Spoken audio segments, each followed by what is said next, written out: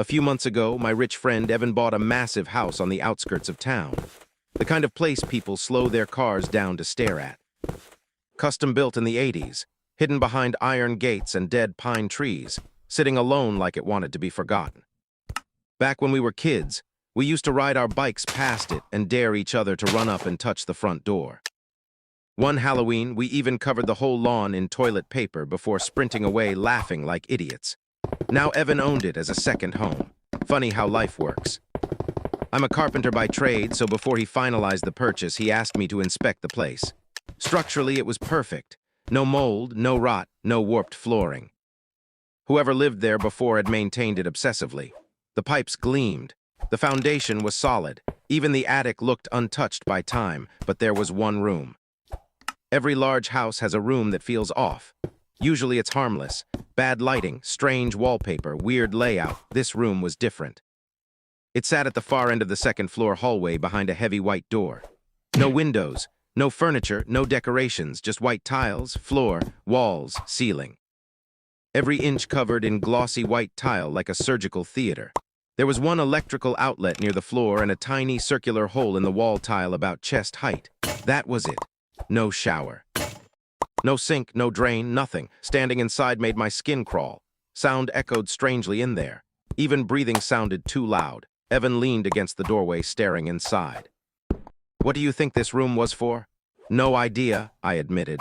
"Looks like a psych ward," he laughed nervously. "The previous owner's daughter mentioned some kind of machine used to sit in here. Tubes connected into the wall or something. They removed it before selling." I stared at the little hole in the tile. "Tubes? Yeah, weird, right?" I shrugged it off at the time. Rich people install insane stuff in houses. Indoor saunas, oxygen chambers, wine vaults, who knows anymore. Still, that room bothered me. A week later, Evan closed on the house and hired me for renovations. The plan was to combine that strange tiled room with the neighboring bedroom to create a second master suite. Easy money. At least that's what I thought. The first few days were normal demolition work. I ripped the tiles off the walls with a hammer and pry bar. Underneath was old drywall. The entire room smelled stale, almost sour like trapped moisture and something else I couldn't identify. Something organic. Once the tiles were gone, the room felt slightly less disturbing, though not by much. I saved the shared wall for later and started tearing down the exterior drywall where the new windows would go. There's something satisfying about demolition. The first swing especially. Just smashing through a perfect wall feels primal somehow. So I buried my hammer into the drywall. Crack. Dust exploded outward. I tore away chunks and immediately noticed thick spray foam insulation packed tightly behind the wall. Then I saw the tube. A clear plastic tube running vertically between the studs. Dark brown stains coated the inside. I frowned. What the hell? It wasn't electrical, wasn't plumbing either. I kept tearing. A second tube appeared beside it. This one clearer, with tiny droplets of water still clinging to the inside. My stomach tightened. I can't explain why, but at that exact moment, every instinct in my body started screaming at me to leave that house immediately. Instead, I kept going. I ripped away another section of drywall. And froze. At first, my brain couldn't process what I was seeing. They looked like pale roots buried in insulation. Then one moved slightly as debris fell across it. Toes, human toes, 10 of them. Yellow toenails curled like old claws. For a second, my entire body locked up. My hammer slipped from my hand and hit the floor with a bang that echoed through the room. I stumbled backwards so hard I nearly fell. Jesus Christ! I pulled my phone from my pocket to call the police. But I hesitated. I wish I hadn't. Curiosity is a disgusting thing. Part of me needed to know what was inside that wall before anyone else got there. So I peeled back another massive section of drywall carefully this time. The smell hit me first. Rot, sweat, human waste. The insulation pulled away, revealing gray skin stretched tightly over bones. It was a woman, naked, standing upright inside the wall cavity. No, not standing, held upright. Spray foam insulation surrounded parts of her body, hardened around her hips and shoulders like concrete. Tubes disappeared into her stomach and lower body. One tube for waste, one for water. My brain struggled to understand what I was looking at. It looked impossible, like a nightmare frozen inside the walls of the house. Her ribs pushed against paper-thin skin.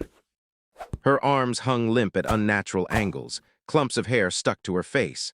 I realized then that she wasn't hidden behind the wall. She had been built into it. I finally hit dial on my phone. Then another horrifying thought struck me. The droplets inside the water tube. Fresh condensation, meaning recent use. Meaning I dropped the phone and lunged forward, tearing the remaining drywall apart in a panic. More insulation collapsed away. Then I saw the final tube. It ran directly into her mouth. Upward through the ceiling, air, my heart nearly stopped. Oh my God! Her eyes were open, cloudy white, dead-looking. I stared at her face, trying to convince myself this was a corpse. Then she blinked, slowly, once. I don't remember screaming, but neighbors later told police they heard somebody yelling from inside the house. After that, everything became chaos. Police flooded the property within minutes. Ambulances, detectives, crime scene photographers. They pulled her out almost 6 hours later. She was alive, barely. Doctors estimated she'd been trapped inside that wall for years. Years. No one knows exactly how many. The tubes had been professionally installed through the plumbing and gutter systems. Rainwater was redirected and filtered into her drinking line. Waste drained directly into sewage pipes hidden beneath the floor. And the feeding system. Police think the machine the owner's daughter removed was some kind of automated liquid nutrition pump. Meaning when she unknowingly threw it away before the sale, the woman inside the wall had likely begun starving to death.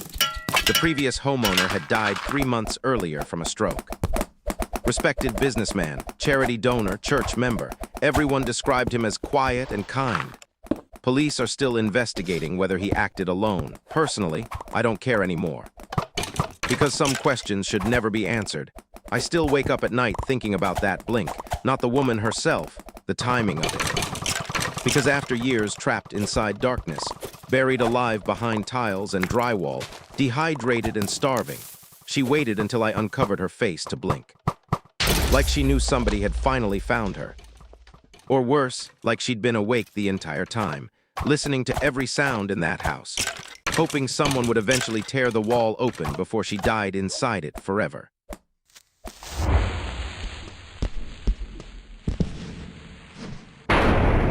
My grandfather was obsessed with forgotten things. Not antiques, not coins, not photographs. He collected records.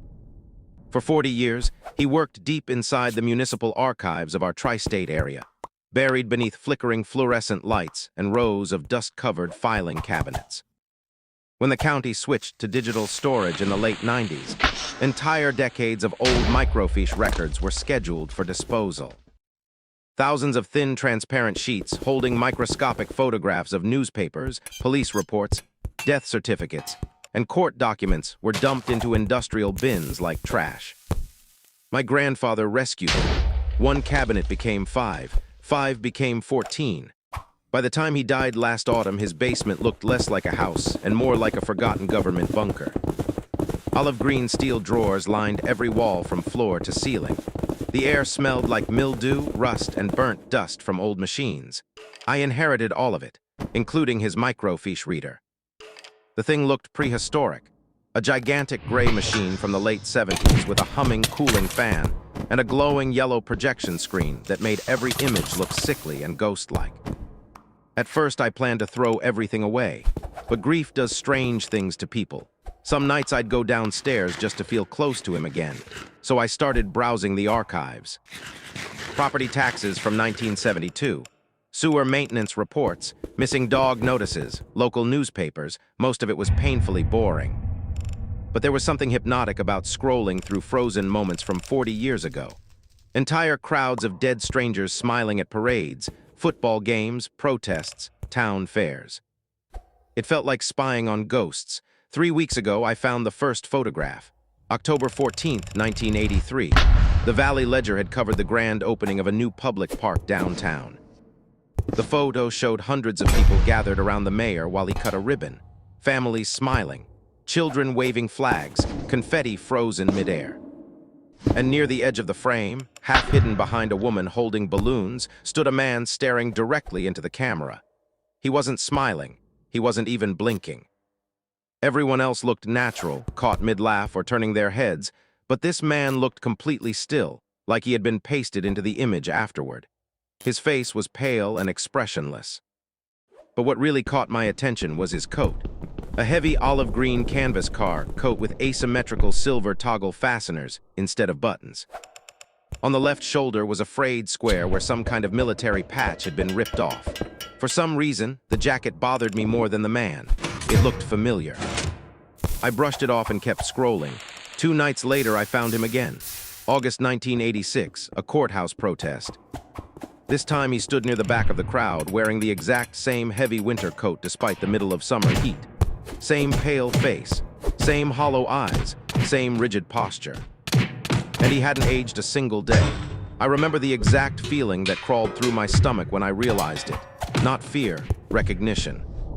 The kind you feel right before remembering a nightmare you forgot years ago. I spent hours searching more archives. May 1981, outside a high school graduation. December 1984, standing near a church nativity display.